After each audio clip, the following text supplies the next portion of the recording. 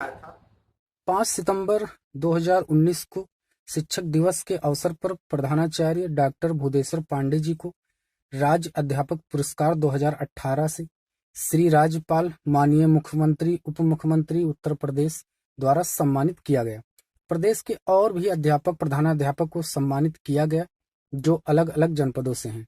Doctor भूदेश्वर Pandey ji अनुशासन प्रिय प्रधानाचार्य हैं।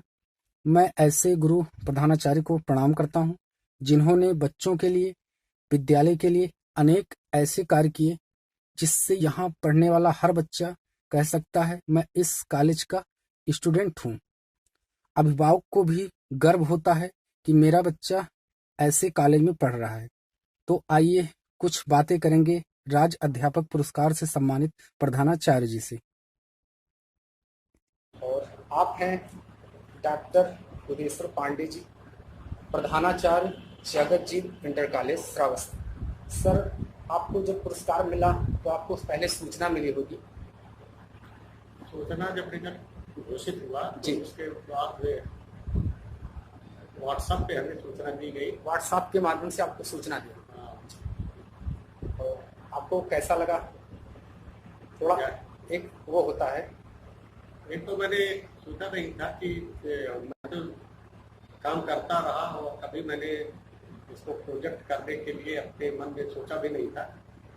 जब राज्य अध्यापक पुरस्कार के लिए अखबारों में आया कि अप्लाई करना है तो सहज भाव में ही मैंने ऐसे ही कि जो उपलब्धियां हैं समाज में उसका प्रचार प्रसार होना चाहिए, मैंने अप्लाई किया और उस योग मुझे समझा गया मेरी उपलब्धियों को देख करके, उत्कृष्ट कार्य को देख करके। तो राज्य सरकार ने मेरा चयन करके मुझे सूचित किया और उसके लिए 5 तारीख को 5 सितंबर को शिक्षक दिवस के अवसर पर माननीय मुख्यमंत्री महामहिम राज्यपाल माननीय मुख्यमंत्री द्वारा सम्मानित किया गया। एक विशेष कार्यक्रम आयोजित करके। सर, जब मैं यहाँ पे पढ़ाई करता था 2006 में, और तब मैं आपको देखता था काफ़ी गंभीर रहते थे बच्चों के बीच में। कभी ऐसा हुआ सर कि बच्चों के बीच में आपको कोई ऐसा वाकया हुआ हो जो आपको थोड़ा खुशी या अंदर से वो महसूस हो? देखिए, जब भी मुझे इस बात की खुशी है कि मैं एक अध्यापक और मानता हूँ कि अध्यापक और विद्यार्थी के बीच में एक दूरी होनी चाहिए, लेकिन दूरी इस तरह की ना हो जी कि हम बच्चे को अपना बच्चा न समझें। उसके पढ़ाई लिखाई को लेकर के हम जागरूक रहें जी और उसको अपने बच्चे की तरह से ही ट्रीट करें। लेकिन अगर वो शरारत करता है, अगर हम बहुत घुल मिल जाते हैं तो फिर उसका शरारत बढ़ जाता है और अनुशासन में नहीं रहता है। अनुशासन में रखने के लिए थोड़ी सी दूरी बनाए रखना और उनके साथ गंभीर रहना आवश्यक होता है। लेकिन मुझे तब अच्छा लगता है कि जैसे ही अगर मैं 2-4 बच्चों से किसी टॉपिक पे बात करता हूँ और बच्चे खाली है तो सारे के सारे बच्चे इकट्ठा हो जाते हैं कि मैं क्या बोल रहा हूँ और बड़े ध्यान से उसको सुनते हैं। तमाम ऐसे विद्यार्थी हमारे हैं जो बड़े अच्छे पदों पर पहुंच गए हैं और वो फिर आकर के वो चीजें कोट करते हैं कि सर आपने ये बात कही थी और इसको मैंने गांठ बांध दिया और आप उसी का प्रतिफल है कि मैं यहाँ हूँ। तो ये सब जान करके अपने विद्यार्थियों को बहुत आगे अच्छे पदों पर देख करके मुझे बहुत ही प्रसन्नता होती है। सर, यहाँ पे आपकी पोस्टिंग किस सन में हुई? मैंने यहाँ 11 फरवरी 2002 में ज्वाइन किया था। मेरा चयन माध्यमिक शिक्षा सेवा आयोग के द्वारा हुआ था। और सर, जब आप यहाँ पे आए तो आपको क्या लगा कि यहाँ पे हम क्या चीज़ कुछ बदलाव करें? देखिए, मैं यहाँ आया तो मेरे सामने एक चुनौती थी कि छात्र समय से नहीं आते थे, शिक्षक भी थोड़ा लापरवाही करते थे और अनुशासन नाम की कोई चीज नहीं थी। यहाँ प्रार्थना सभा का आयोजन नहीं होता था। मैंने देखा कि खिड़कियों में सिटकिनी नहीं है, पता चला कि बच्चे ने तोड़ डाला है। पंखे सारे झुका दिए गए थे, पंखे टेढ़े कर दिए गए थे, कोई पंखा नहीं था। ये भी बताया गया कि ठंडियों में बच्चे बेंच बाहर जला करके ताप लेते हैं। एकेडमिक माहौल बिगड़ गया था। तो मेरे सामने एक चुनौती थी कि एकेडमिक माहौल को मैं पुनर्स्थापित करूं। उसके लिए मैंने सबसे पहले अनुशासन पर ध्यान दिया कि अनुशासित ढंग से बच्चे आएँ, उनकी उपस्थिति अच्छी हो, और जब बच्चे आएंगे शिक्षक को मजबूरन पढ़ाना पड़ेगा। मैंने ये देखा कि कोई शिक्षक अगर क्लास में देर में जा रहा है तो राउंड पे मैं गया, उस कक्षा में मैं खुद पढ़ाने लगा, तो शिक्षक बाद में जब पहुंचा तो उसको एक शर्म सी लगी, और ये मैसेज सारे शिक्षकों में गया, तो उन्होंने फिर अपना अपना दायित्व बड़े बखूबी निभाया, और उससे मुझे बड़ी प्रसन्नता हुई कि बिना कुछ कहे मेरे शिक्षक अपने काम पर लग गए, कर्मचारी काम पर लग गए, अनुशासित ढंग से समय से आना, समय से जाना, और विद्यार्थियों में भी एक मैसेज गया कि नहीं, यहाँ अनुशासित ढंग से ही रह करके पढ़ाई की जा सकती है और यहाँ आना पड़ेगा।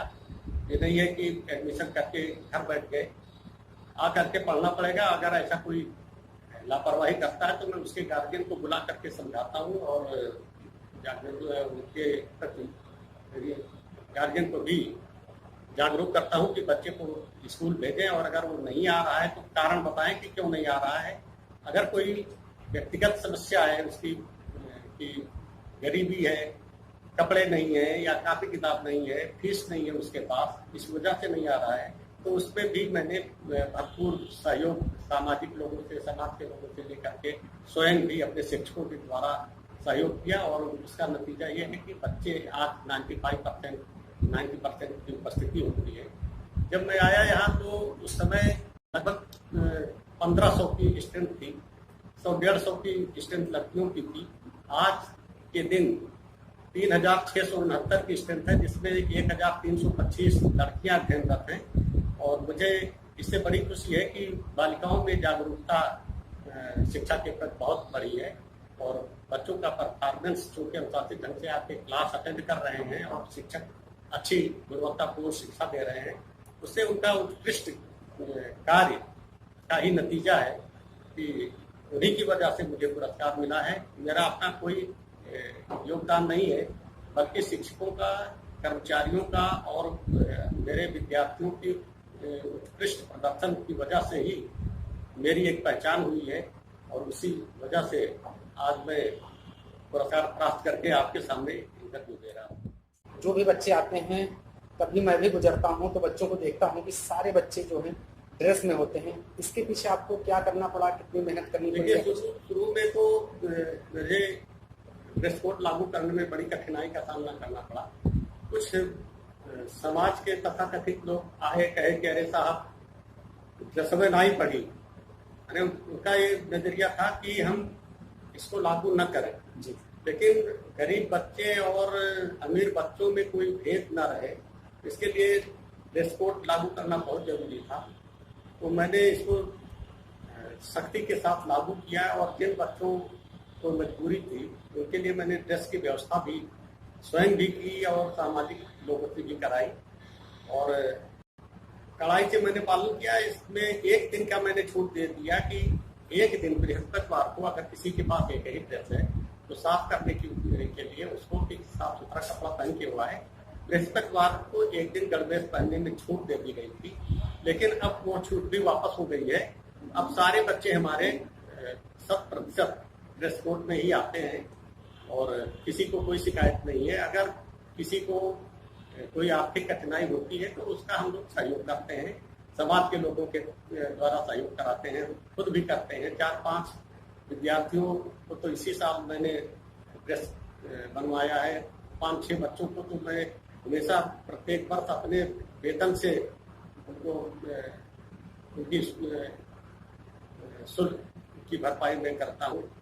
एक बार मुझे याद है, उस समय अर्धवार्षिक परीक्षा चल रही थी, बहुत ही ठंडक थी। मैंने देखा कि तमाम बच्चे ऐसे थे जो दो शर्ट एक साथ पहन के आए थे, या कोई जो स्वेटर पहने थे वो बहुत घिसा हुआ था। उसी वक्त मैंने बाजार से स्वेटर, जैकेट जो भी मिल गया, करीब 35,000 का अपने जेब से मैंने खर्च करके स्वेटर और जैकेट वगैरह मंगवा करके उन सारे बच्चों को बंटवाए।